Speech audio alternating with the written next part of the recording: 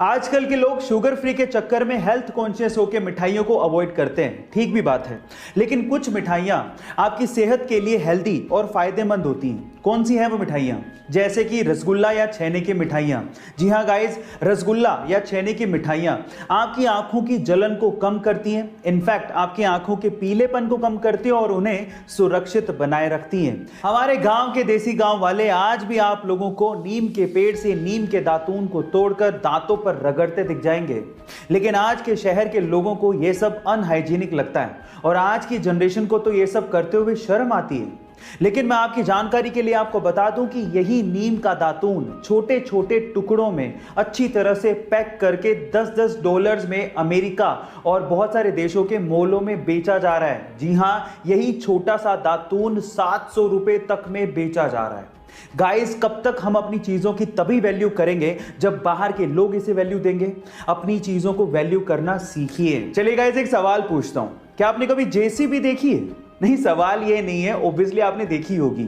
असली सवाल ये है कि जेसीबी इसका मतलब क्या होता है, इसकी फुल फॉर्म क्या है, क्या आप जानते हैं? चलिए मैं आपको बताता हूं।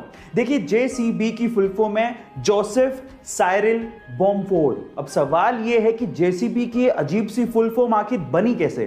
तो मैं आपको बताता हूं कि जिस कंपनी ने जेसीबी को बनाया था उसके फाउंडर का नाम जोसेफ साइरिल बॉम्फोर्ड ही है। क्या गाइस, आपको इंडिया का नेशनल एनिमल तो पता होगा, टाइगर ऑब्वियसली, लेकिन क्या आपको अपने पड़ोसी देश पाकिस्तान का नेशनल एनिमल पता है? ये बहुत मजेदार सवाल है। क्या आप इसका जवाब जानते हैं? चलिए मैं आपको बताता हूं।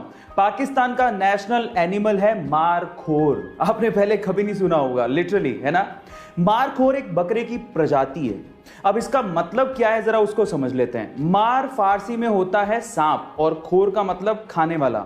सो सांप को खाने वाला जंगली जानवर। जी हां, मारखोर एक बकरी की प्रजाति, यही है पाकिस्तान का नेशनल एनिमल। क्या इसके पहले तक के फैक्ट आपको पता था? और अगर नहीं पता था तो चैट सेक्शन में जरूर लिखिएगा। गाइस, अक्सर आए दिन हमारे सामने अलग अलग तरह के मेम्स आते रहते हैं और हम लोग मेम्स को एंजॉय भी बहुत करते हैं। और डेफिनेटली आप लोगों ने किसी ना किसी मेम में ये हंसता हुआ आदमी का चेहरा तो जरूर देखा होगा।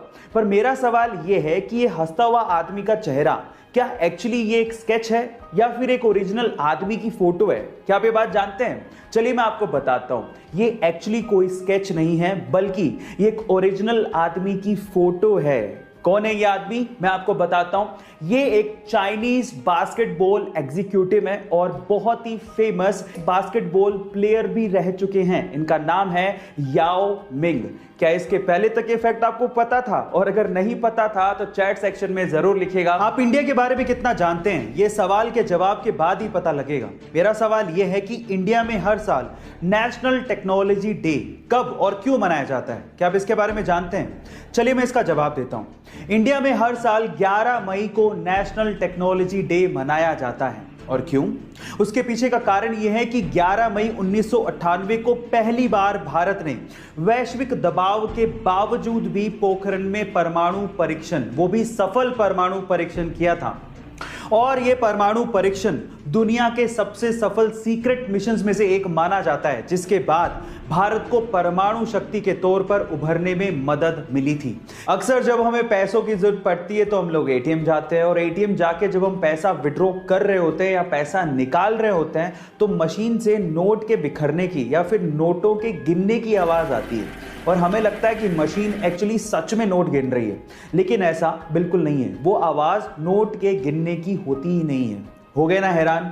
जी हाँ गाइस, वो एक्चुअली एक स्पीकर से निकाली गई आवाज होती है जिससे आपको ये संतुष्टि या फिर ये तसल्ली रहे कि आपके पैसे आने वाले हैं। गाइस, क्या ये इंटरेस्टिंग फैक्ट इससे पहले तक आपको पता था? और अगर नहीं पता था तो चैट सेक्शन में जरूर लिखिएगा। और ऐसे अमेजिंग वीडियोस के लिए यूट्यूब पे हमारे चैनल को सब्सक्राइब कर लीजिएगा और अगर आप इंस्टाग्राम पे देख रहे हैं तो मुझे फॉलो करना मत भूलिएगा। मिलते हैं अगली वीडियो में।